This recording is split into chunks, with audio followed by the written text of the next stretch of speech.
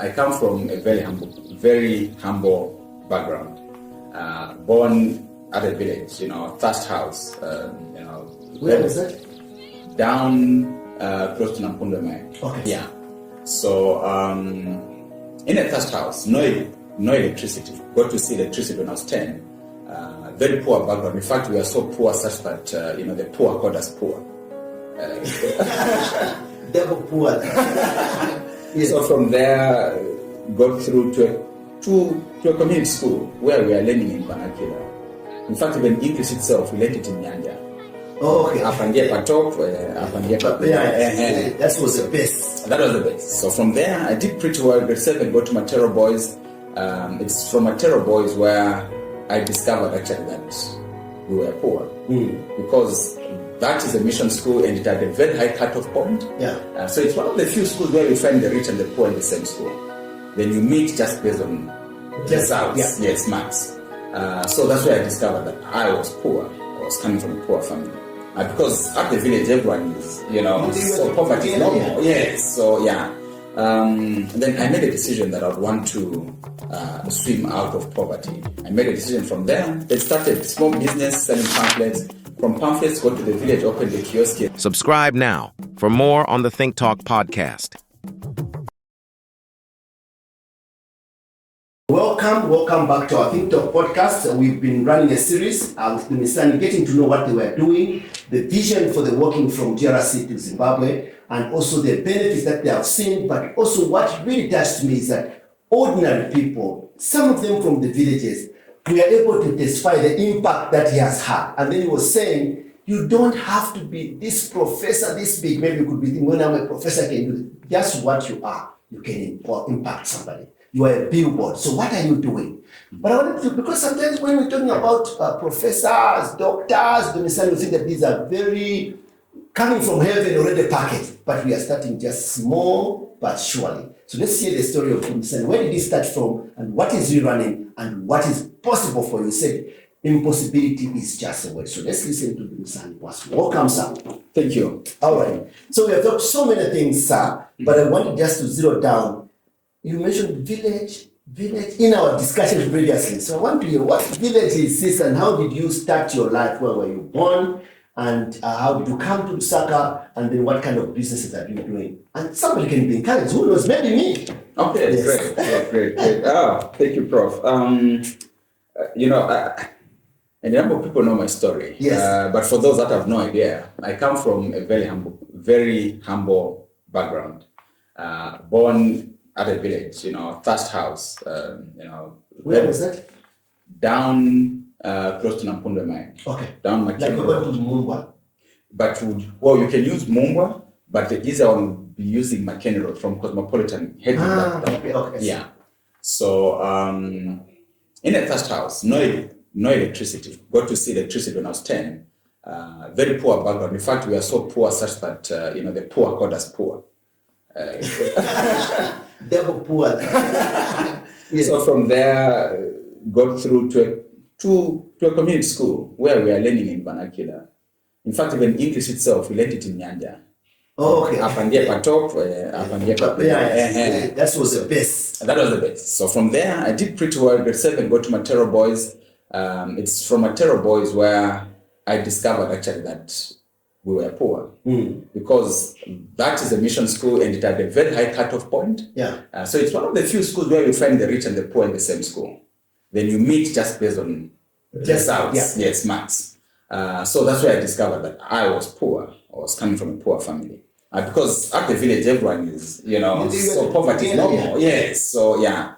Then I made a decision that I would want to swim out of poverty. I made a decision from there. They started small business, selling pamphlets. From pamphlets, go to the village, opened a kiosk, a simple cantemba. From a cantemba, began trading in goats. From goats, when I got done with my secondary education, began importing, when I was about 17, began importing duvets and clothes from Francistown in Botswana. From then on, began getting things from Johannesburg, South Africa, gadgets, iPods and whatnot.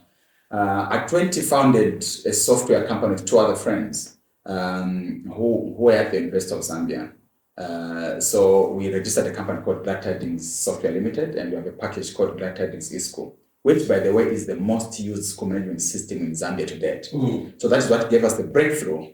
And from the breakthrough, I then got into transport business. That's how I got my first truck, Mercedes-Benz Arteco, then moved on to Volvo FH12s. These are 30-ton trucks. From the transport business, I moved on to the tech business. I ran DLN Technologies. So this is a company that provides machines that would help you personalize your ATM card, like the personalization, the PVC card printers. In fact, almost all universities in Zambia use the machines that we have supplied to do the identity cards For the students. So access control and anything that is related to that. Oh, and some of the projects, amongst the many projects, we are the ones that manufacture the driving licenses in Zambia. So that is the tech business. And we've done exceptional, big, huge projects in Zambia that, maybe Zambians might know of. Yeah. Like take, for instance, if you fly, as you land at the airport, the communication equipment and the Sennheiser microphones that are communicating with the pilots, yes, the plane, we are the ones that have done, such. So we've done a lot. So that has been my space in the entrepreneurial space. But other than this, I've run Adak Investments, DLN Innovations, and a couple of other companies. I've been farming. There are some which have failed, some which have succeeded. Yes. In fact, a number that have failed. It's an important story because people just are talking about these successful ones, but you have also struggled with some not going around. Yes. In fact, even some that were successful ended up failing. I think the failure started way back, actually, when I used to import things from South Africa. I was robbed at knife point in South Africa, and I lost my capital when I was a teenager. When I was running the farming business, I once made a massive loss in a tomato project. A crate of tomatoes that was selling for 150 kwacha got down from 150 to 7 kwacha per crate, and that was in 2013. At that point, that is what made me abandon the farming thing at that particular moment. The transport business, one of my newly added trucks, was involved in a tragic accident. And I was ferrying government maize, FRA maize, and at the accident scene, because it flipped at the accident scene and had over 600 bags of FRA maize. And whereas people are trapped in the wreckage, people are looting bags of maize, unfortunately. So I have been in these losses. And in fact, that is what led me to disinvest from transport business. So I have made a couple of losses along the way. So is that normal for a businessman, or is something that is an accident? Like, if you go into this business, there's always a chance that you win or you lose. Certainly. If you're in entrepreneurship, losses are inevitable. They are part of the journey. And this is why, as I encourage people to get into business, I always put it across to say, be prepared that you might face losses. The reason I put that across is so that people don't commit suicide. People don't get depressed after losses. They should know that it is part of the journey. Yes. But there are certain things that you can mitigate. And there are certain mistakes that I've made. Like take, for instance, in the transport business, the truck that was involved in an accident was not properly insured. Because my thinking was let it make the trip because I have this pressure. So I'll sort these things out. I was low on cash at that particular time. So I'll sort it out. Then the truck flips. I should have been wise enough. Yes, I should have been, because it was on third party. I should have been wise enough to realize that maybe, I don't know, that it was mentorship or it was just being young. I should have been wise enough to know that if you're running a transport business, see to it that you are covered. So certain things, I think it is my mistake, and I actually own up 100%. And there was one time when I was scammed as well. I sent money to an American company. Okay, fine. So they gave us an invoice. Then another email came in and said, no, we've changed account details. And I did not think about to say I should call them or double check. I ended up sending money to a wrong invoice. And in the process I lost $40,000. Just like that in 2019. So I have had all these losses. It has been part of the journey. Excellent. What about school? Like, how far did you go in school yourself? Like, where did you say, enough, let me concentrate on business? Or are you still doing your school? In fact, I'm still doing my school. I'm doing my PhD now. So undergrad, I'm an accountant. I did accountants. Then masters, got through to do my master's in business administration MBA with Unilas. The earlier one I did with Zikas. Then for my PhD, I'm doing with the University of Zambia. So I'm still in school. But why that? You are a businessman. You are a successful businessman. Yeah. Why are you doing school still? Interesting, Prof. So I believe a lot in informal education, that there's so much that you can get from informal education. Yes. But hey, I got my undergrad, chartered accountant, great. But having gotten that, I've never been employed in my entire life. My entire life has been business. But why have I gone on to advance in my education? It is for a reason that I want to pass a statement. I have a calling now that I believe is a calling to change the mindset of the people, to say you can be educated and still run a business.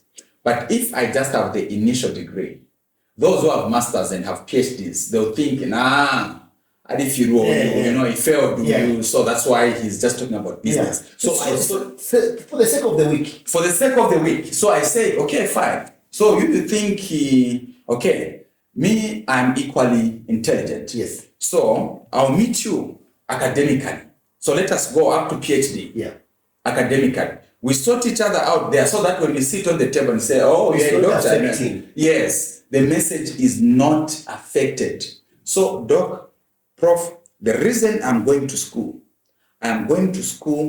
so that the message that I carry, the message of entrepreneurship, must be understood even by those who are educated. Exactly. I have no intention for being employed, no intention. And I should even indicate that most of the information that I use in my business and whatnot is not even the formal education material. Yes, formal education material. It is more of informal education material. The books I read, the things I listen to.